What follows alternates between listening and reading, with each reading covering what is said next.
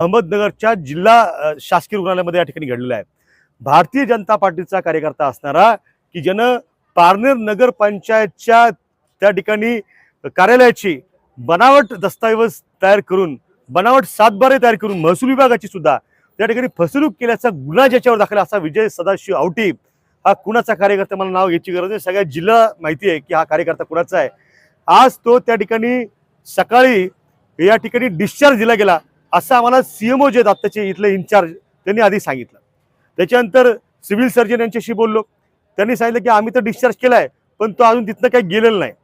आम्ही प्रत्यक्ष ज्याला तिथं विनंती केली की कुठल्याही रुग्णांची गैरसोय न होता आम्हाला त्या ठिकाणी पाहणी करायची आहे आणि प्रत्यक्ष त्या ठिकाणी आम्ही गेलो तर त्या ठिकाणी सदर भारतीय जनता पार्टीचा कार्यकर्ता असणारा हा जो आरोपी आहे तो आरोपी त्या ठिकाणी त्याचा जो वॉर्ड आहे तो ऑर्थोचा वॉर्ड त्या ठिकाणी त्याला दाखल केला होता।